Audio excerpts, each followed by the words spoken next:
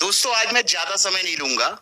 मात्र 10 से 15 मिनट में एक ऐसे मुद्दे को यहाँ पर समझाने वाला हूँ या एक ऐसी समस्या का निदान करने वाला हूँ। आप सामने थंबनेल में देख पा रहे होंगे, कोहलबर की सच्चाई और बच्चों की लड़ाई। और कहीं ना कहीं बच्चे इस टॉपिक में डिलेमा में या दुविधा में या धर्म संकट में पड़ जाते हैं।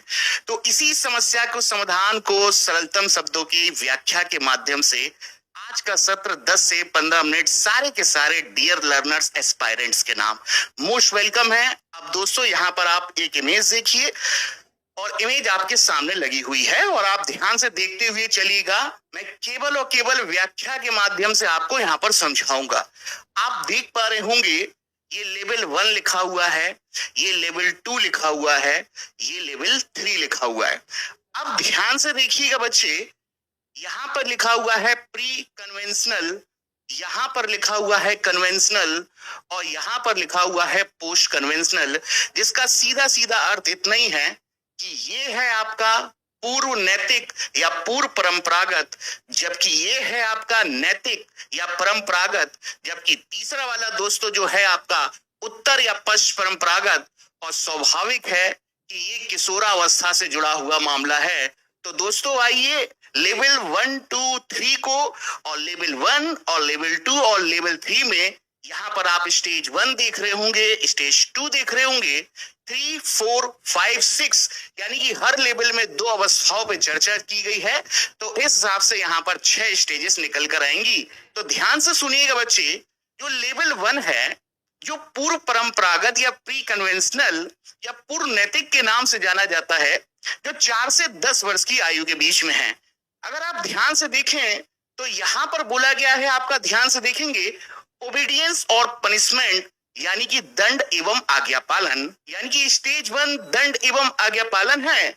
जबकि इसको देखेंगे तो यहां पर लिखा हुआ है इंडिविजुअल एक्सचेंज, जिसको हम परस्पर विनिमय के नाम से या आदान प्रदान के नाम से जानते हैं। सीधा सा अर्थ है कि मैं अपना स्वार्थ देखूंगा यहाँ पर, अगर तुम मेरी आवश्यकता पूरी कर दोगे तो मैं तुम्हारी आवश्यकता पूरी कर दूंगा।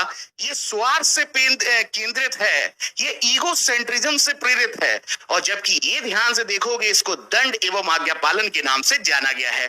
जैसे मैं आपसे सरलतम शब्दों में कहूं, मेरी बात मान जाओ, मेरी बात मान जाओ, नहीं तो सही नहीं होगा।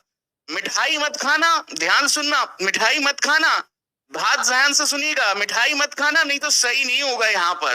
तो अगर आप इस कथन को ध्यान से देख पा रहे हैं तो यहाँ सीधा का सीधा इंडिकेट कर रहा है कि परिणाम अच्छा नहीं होगा, बहुत बुरा होगा।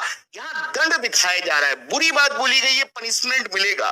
तो अगर इस कथन के निष्कर्ष को अगर आप ध्यान से देखिए तो एक साइड तो बोला गया यहाँ पर बच्चे का मिठाई खाने के मन की बात की गई, लेकिन मम्मी पापा या पड़ोसी पड़ोसी आपके जो है वो बोल रहे हैं मिठाई मत खाना, यानी कि मेरी बात मानो, नहीं तो तुमको क्या मिलेगी, पनिशमेंट।